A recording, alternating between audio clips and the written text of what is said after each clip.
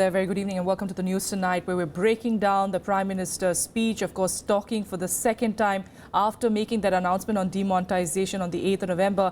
And since then, of course, a lot that this country has seen, whether that speech really came down on the hopes of the people, has it lifted the hopes really as the new year starting tomorrow? We'll look at that in just a bit. I'm Tracy Shilshi and here are the headlines.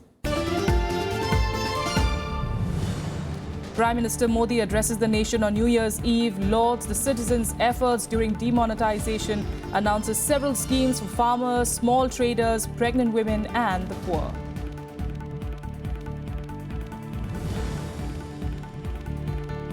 The Yadav family drama continues, with Akhilesh Yadav and Gopal Yadav being reinducted into the Samajwadi Party less than 24 hours after they were kicked out.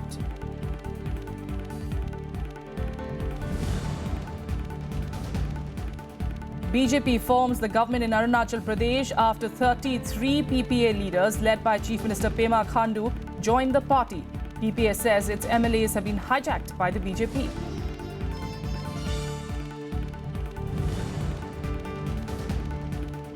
Anil Baijal takes oath as the 20th Lieutenant Governor of Delhi. The 1969 batch IS officer says he will work together with the elected government.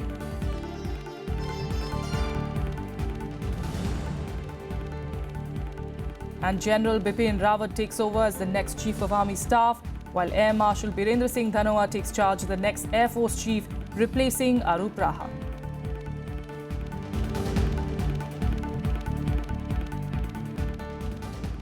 Starting with the big story this evening, on the last day of the year, Prime Minister Narendra Modi thanked the country for its cooperation in the demonetization drive that he launched on the 8th of November.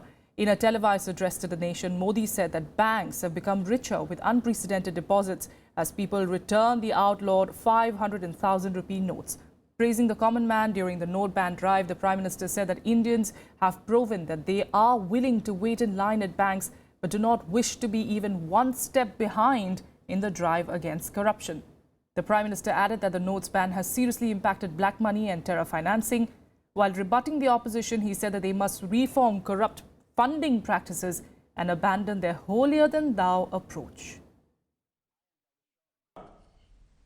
अपने पुरुषार्थ से, अपने परिश्रम से, अपने पसीने से उज्जवल भविष्य की आधारशिला रखी है।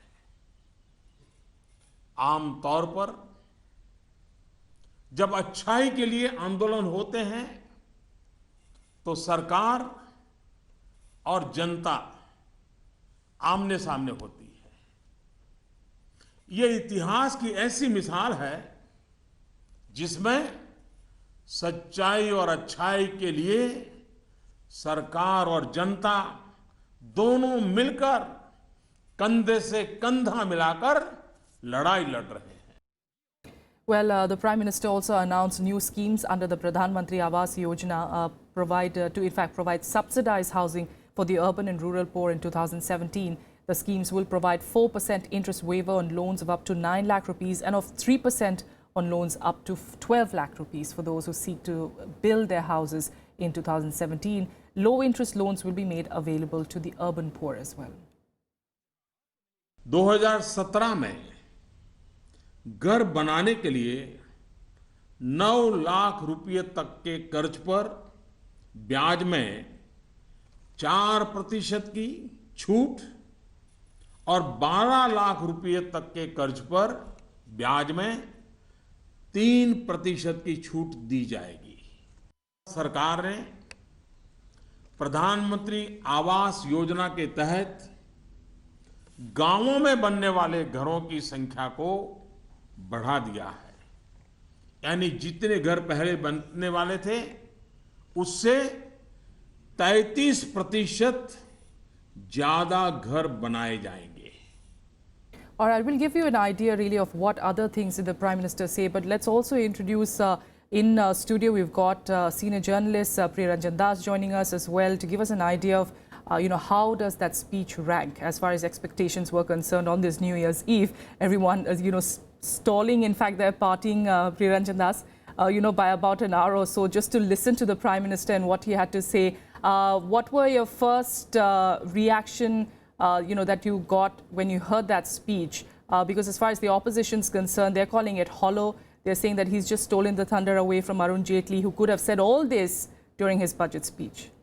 I would say this is a much needed corrective. These are much needed corrective steps that the Prime Minister has proposed. And this is actually an acknowledgement of the fact that the so-called demonetization has hit various sections, and these sections for which the Prime Minister has announced certain concessions, particularly hard, be they the farmers, small businesses and small industries, even the construction sector, the housing sector, which has been very badly hit. Activities have come to a halt in that sector, and that must be kick-started immediately, because as we know, next to agriculture, construction is the biggest employment generator, and employment in this sector has been hit. So that needs to be revived.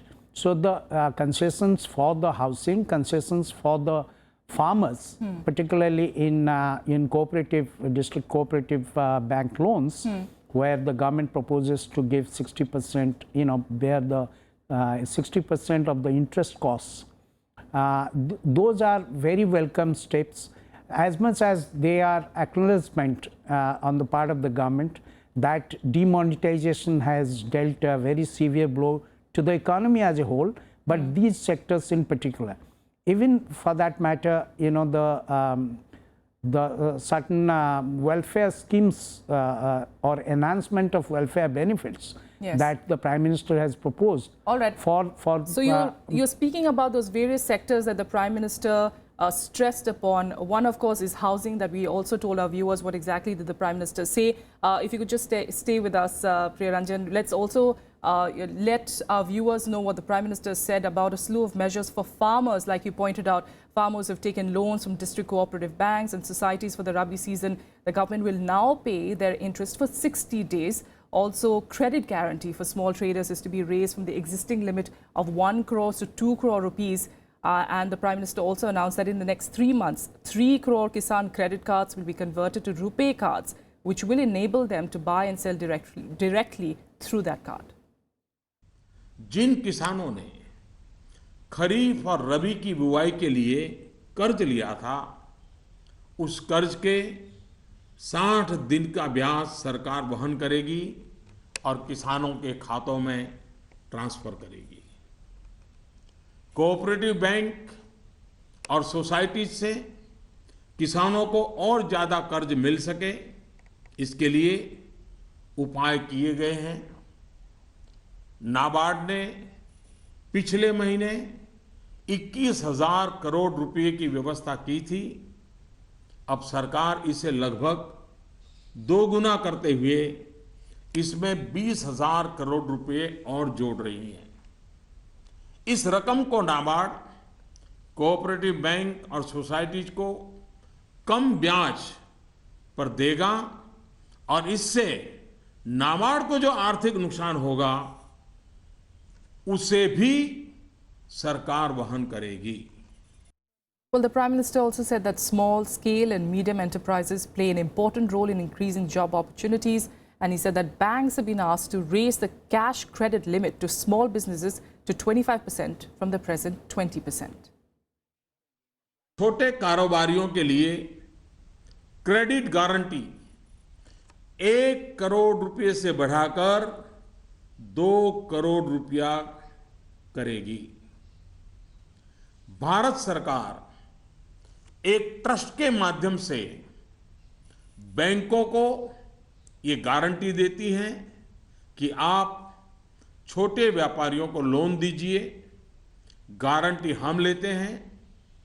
अब तक यह नियम था कि 1 करोड़ रुपए तक के loan को कवर किया जाता था। अब 2 करोड़ रुपए तक का लोन क्रेडिट गारंटी से कवर होगा। Also, to protect senior citizens from falling interest rates, the Prime Minister said that they would be given guaranteed interest rate of 8% on bank deposits of up to 7.5 lakh rupees. The provision of special interest for senior citizens will be applicable for 10 years and the interest will be paid on a monthly basis. The Prime Minister also announced maternity health schemes wherein pregnant women will get 6,000 rupees in assistance and the money will be transferred directly into their accounts. एक देशव्यापी योजना की शुरुआत की जा रही है। अब देश के सभी 650 से ज्यादा जिलों में सरकार गर्भवती महिलाओं को अस्पताल में पंजीकरण और डिलीवरी, टीकाकरण और पौष्टिक आहार के लिए 6,000 रुपये की आर्थिक मदद करेगी।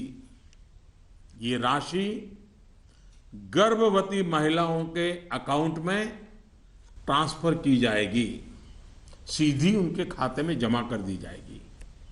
All right, Priyaranjan Das, senior journalist, still with us in studio this evening. Priyaranjan, like I just asked you a short while back, these schemes, these welfare schemes that is announced, some of them, especially the ones relating to the maternity benefits scheme, they're already on paper, they are available, isn't it? Yes, means you have the ICDS scheme under which expectant mothers and even nursing mothers are provided nutritional support, and there are other such supports which are available, but this is a direct cash transfer of 6,000 rupees for expectant mothers that the Prime Minister has proposed, which is a good thing, because as we know, following the demonetization in November alone, lakhs of expectant mothers and even nursing mothers have been cut off from the nutrition scheme, because these nutrition centers, the Anganwadis, have become dysfunctional in the last month or so because of the cash shortage. So these are, be they senior citizens or such vulnerable sections of population, they have really taken the brunt of the decision to demonetize. As a result, unless very urgent steps are taken, these people are in facing real hardships. So this is why I think that the steps that the Prime Minister has proposed, while acknowledging that the demonetization has affected these people very hard and the economy as a whole, these steps will come some as relief. Yes. But the bigger issue, the bigger problem still persists. He has made no announcement about lifting the restrictions on withdrawal of money from the banks. That's right. That is exactly what I was coming to. Because, the very fact that he was speaking after 50 days, he made that dramatic statement, of course, that after 50 days, everything is going to get okay. And if not, then, whatever be the consequences that he did point out. But now, the very fact that he's speaking 50 days after, a lot of our expectations really was on that. An announcement on black money, an announcement on the withdrawal limits, whether it be lifted or not. But nothing of that sort came out of this speech. Yes, that's been a disappointment, particularly since the Prime Minister did not indicate by when, there is no roadmap that they gave in terms of by when these restrictions can be phased out. Because as we know, the withdrawal of 86% of the currency has really resulted in a demand compression. The consumers haven't had money. So, and whoever has got hold of some cash is postponing, consumption decisions. As a result, you have various sectors of the economy really facing sluggish demand. Yes. And that naturally is resulting in lower output and could result in slippages in GDP growth. So unless those uncertainties are removed and things are normalized sooner, then we could be, in difficulty for quite some time. All right. We'll leave it there for now. Priyaranjan Das, thanks so much for joining us. A very happy new year to you. And we'll come back to you, of course, in the next year as well to continue giving us, of course, more updates and more insights into really the economic situation of the country. Thanks so much for joining us. This, of course, the speech taking away the attention from what really was the big story yesterday and today as well, at least till morning. Uttar Pradesh Chief Minister Akhilesh Yadav and his close aide Gopal Yadav were reinstated in the Samajwadi Party on Saturday, less than 24 hours after being expelled for 6 years by party chief Singh Yadav. A truce was reached between father and son after a strong show of strength at the Chief Minister's residence this morning and an intervention by senior party minister Azam Khan. It was yet another day of drama in the Samajwadi Party camp as UP Chief Minister Akhilesh Yadav was reinstated into the party along with his close aide and uncle Gopal Yadav. The development came less than 24 hours after the two were expelled from the party for 6 years by Singh Yadav. On an eventful day, a crowd of supporters gathered outside the Chief Minister's residence in a show of strength, forcing the parliamentary meet called by Singh to be postponed. It was then that the intervention of Senior Minister Azam Khan led to a truce between Akhilesh Yadav and his father and party chief Singh following a discussion at the latter's residence. Akhilesh's uncle and rival Shivpal Yadav was also present in the meeting. मुझे आदेश मिला है कि अखिलेश यादव और श्री गोपाल जी को तत्काल प्रभाव से अभी बहाल किया जाता है और उनका निष्कासन रद्द किया जाता है और सभी हम सब लोग मिलकर के सांप्रदायिक ताकतों से सब लोग मिलकर के लड़ेंगे और पुनः उत्तर प्रदेश में समाजवादी पार्टी की पूर्ण बहुमत की सरकार बनाएंगे। एक बाप का एक बेटे से क्या गिला हो सकता है? भाई इतना ही कि ये मुझसे मिला करें, मेरे राय मशवरों पर अमल किया करें, मेरी बात माना करें, तो वो भी तो उनके भले का ही मशवरा है। अपने लिए तो उन्होंने कहा नहीं कि मुझे एक सोफा ज्यादा डलवा दो। यही बातें ही बाद में शिवपाल जी को बुलाएगा क्योंकि उन्हें ही एक्शन विड्रॉल का डिक्लेरेशन करना था। Earlier on Saturday morning, Akhilesh Yadav had convened a meeting of Samajwadi Party legislators where over 200 of the 229 party MLAs turned up expressing their loyalty, compared to only about 20 legislators who showed up for a meeting at Singh's house. Party General Secretary Gopal Yadav, who has called an emergency national executive meet on Sunday, said that the meeting will be held irrespective of today's decision. Expulsion तो कल हुआ था, फैसले हमारे उससे पहले हो गए थे। कल हमारा सम्मेलन हो रहा है विधिवत, पहले की तरह सम्मेलन होगा और सम्मेलन में जो सम्मेलन निर्णय लेना चाहेगा वो निर्णय लेगा। The latest decision has given a sense of hope to party members ahead of the assembly polls. अब हम सब मिलकर एक दूसरे से सहयोग करके सिंह जी के संकल्प को, सपने को आने वाले चुनाव में समाजवादी पार्टी को भारी बहुमत से जिताकर समाजवादी पार्टी की सरकार बना करके पूरा करेंगे। अखिलेश जी को, भाई गोपाल जी को और समाजवादी पार्टी के सभी लोगों को ढेरों बधाइयां। I'm also very hopeful that Mr. Akhilesh Yadav will be the face of the Samajwadi Party in the 2017 elections. And he has shown his large-heartedness and he has shown how he respects and reveres his father by going there for dialogue.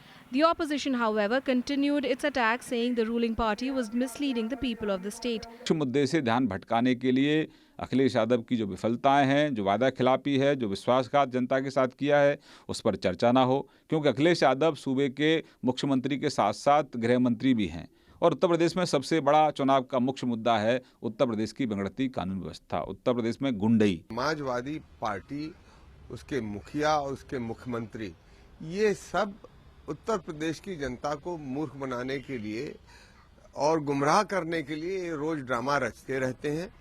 Days of drama saw UP CM Akhilesh Yadav releasing his own list of candidates after his choices were ignored by father Singh. Sensing rebellion, the party chief then expelled his son as well as his cousin Gopal Yadav from the party for 6 years on Friday. Bureau Report, Rajya Sabha TV. And with the beginning of a new year, Arunachal Pradesh is set to have a BJP government for the very first time. Pema Khandu's decision to walk out of the PPA with 32 MLAs into the BJP fold has left the current PPA government red-faced. The Chief Minister said that circumstances compelled the MLAs to take the decision in the interest of the people and the state. जो नया साल है वो अरुणाचल के लिए एक बहुत ही एक ब्लेसिंग होगा। नया साल, नया पार्टी और हमारे नरेंद्र मोदी साहब के साथ में विकास की ओर। The high voltage drama in Arunachal Pradesh came to an expected end, with the BJP forming a full-fledged government. This happened after 33 of the 43 People's Party of Arunachal MLAs, led by Chief Minister Pema Khandu, joined the BJP. Assembly Speaker Tenzing Norbu Thongdok has accepted their joining. तो पूरा विधायक more than 2/3 सब लोग ने decide किया कि हम लोग को अभी पीपीए पार्टी छोड़ के we should go along with Honorable Prime Minister of India और उनके पार्टी जो है भारतीय जनता पार्टी के साथ में। The sudden decision of temporarily suspending Pema Khandu and 6 others legislators from the primary membership of PPA for alleged anti-party activities paved the way for him to enter the BJP's fold. The People's Party of Arunachal accused the BJP of hijacking its MLAs to form a government in the state. I am happy, and this is the dreams of the people of Arunachal Pradesh. So under the leadership of Pema Khandu, Sonamen, and under the leadership of Narendra Modi and Amit Shah, Arunachal will put one step ahead for the development and the peace of the state. We really want to have our own regional party, but then national parties, taking away the MLAs. When can a regional party develop? Basically, the main problem is this, hobnobbing with BJP High Command and planning to desert the regional party from which they get elected. So we are really sad. Arunachal Pradesh has been battling political instability since December last year, when Congress dissidents revolted against former Chief Minister Nabam Tuki. Bureau Report, Rajya Sabha TV. In other news, Delhi Chief Minister Arvind Kejriwal said that he is hopeful that various projects and assignments that came to a standstill in the national capital will be expedited under the new Lieutenant Governor of Delhi, Anil Baijal. The 1969 batch IAS officer took oath of office on Saturday. I, Anil Baijal, do swear in the name of God. Former Home Secretary Anil Baijal was administered the oath of office by Delhi High Court Chief Justice G. Rohini on Saturday. Chief Minister Arvind Kejriwal and his entire cabinet and senior bureaucrats from Delhi were in attendance. Soon after taking oath, Baijal said he would work together with the elected government of the city-state. बहुत बड़ा Delhi is now a huge Megapolis. इसकी problems इतनी ज़्यादा हैं, population इतनी है, area इतना है, कंजेशन है, तो कहीं law and order, security, women's safety वगैरह वगैरह, फिर infrastructure, civic communities, you all know, हम लोग सब जानते हैं क्या प्रॉब्लम्स हैं। तो उसको हल करने के लिए जो कुछ होगा भरसक प्रयत्न करेंगे, बैठकर प्रयत्न करेंगे, सबके साथ मिलकर करेंगे। A 1969 batch IAS officer, Baijal is the 20th Lieutenant Governor of Delhi, who was appointed to the post by President Pranab Mukherjee last week. The former bureaucrat has also been the Vice Chairman of the Delhi Development Authority and had headed key public sector companies like Prasar Bharati and Indian Airlines. Navvikram Singh's report for Rajya Sabha TV. Lieutenant General Bipin Rawat has taken over as the 27th chief of the 1.3 million strong Indian Army, succeeding General Dalbir Singh Suhag. General Suhag retired on Saturday after 42 years of service. General Rawat superseded two senior-most Lieutenant Generals, Praveen Bakshi and PM Haris. However, Lieutenant General Bakshi, who heads the Eastern Command, announced full support to the new chief. Outgoing Chief General Suhag said that the army was prepared to meet any challenge as he thanked the government for providing a free hand and implementing the one rank, one pension scheme. Meanwhile, Air Marshal Birender Singh Dhanoa also took charge as the 25th Indian Air Force chief, replacing Arup Raha. The new RAF chief had developed the country's aerial targeting philosophy against potential adversaries and transformed the concept of air operations of the Air Force into contemporary war fighting practices. Earlier in the day, General Suhag and Air Chief Marshal Arup Raha had paid tributes at the Amar Jawan Jyoti and inspected the Guard of Honor. Some international news, and US President-elect Donald Trump has praised Russian President Vladimir Putin as very smart after he refused to retaliate to the US expelling 35 Russian diplomats. Putin, meanwhile, trolled the White House, saying that he awaited a more friendly administration on the horizon. The Obama administration had taken action against Russia, accusing it of interference in the 2016 US presidential elections. US President-elect Donald Trump on Saturday praised Russian President Vladimir Putin, describing him as very smart. This after Putin refused to engage in a tit-for-tat diplomacy after the United States expelled 35 Russian diplomats amid a row over cyber hacking. While refusing a symmetrical response, Putin also said that he would not drop to the level of irresponsible diplomacy, adding his government would instead wait to see how relations developed under the incoming president Donald Trump. Потому что, во-первых, эти санкции, скорее всего, продействуют или будут действовать в течение ближайших месяц-полтора, не более того. Скорее всего, новый президент. In another snub to current US President Barack Obama, Putin congratulated President-elect Trump rather than Obama in his annual New Year's greetings to foreign heads of state and governments. However, he had conveyed his seasonal greetings to Obama, his family, and the American people in a separate statement earlier on Friday. We consider these sanctions completely unsubstantiated, unreasonable, and very detrimental to the bilateral relations between two neighbors, between the United States of America and the Russian Federation. It's altogether 11 people, including 3 kids, and they have to pack and leave within hours.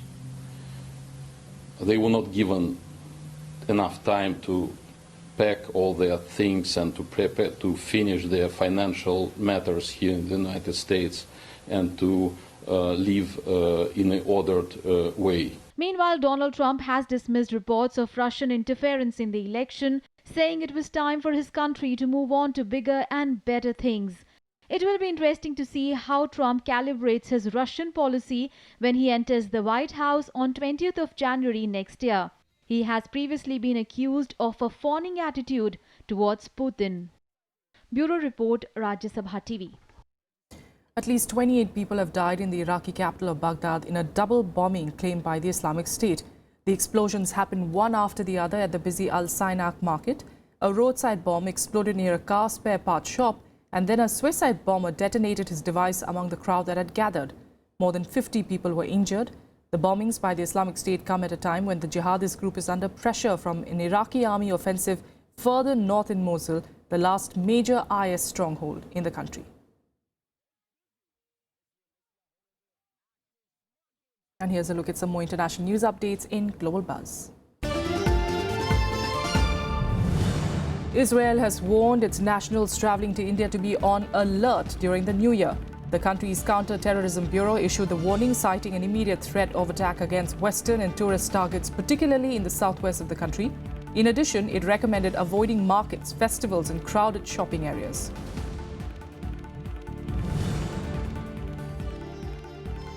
Pakistan has sought support of the US on the implementation of the Indus Waters Treaty with India. Pakistan Finance Minister Ishaq Dar spoke to US Secretary of State John Kerry over the phone and discussed the row over the treaty's implementation and the role of the World Bank. Pakistan has been irked by the World Bank's pause in mediation to resolve differences over construction of 2 water projects by India.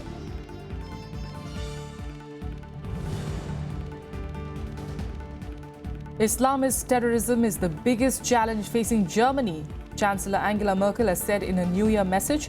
Referring to the deadly truck attack in Berlin by a Tunisian asylum seeker, she said it was sickening when acts of terror were carried out by people who had themselves sought protection. The recent attacks in Germany have led to some criticism of Merkel's policy of admitting more than 1 million refugees and migrants in 2015.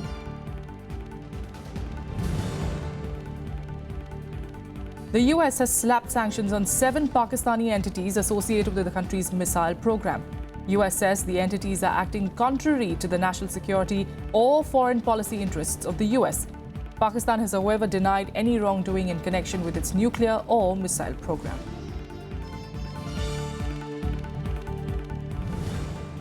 And New Year celebrations have started around the world. Australia rang in the New Year with a spectacular fireworks display at the Sydney Harbour, sending rainbow-coloured showers into the night sky. The visual feast paid tribute to some of the international musical legends who died this year, including David Bowie and Prince, with purple rain pouring off the bridge. New Zealand also ushered in the New Year with a dazzling fireworks display.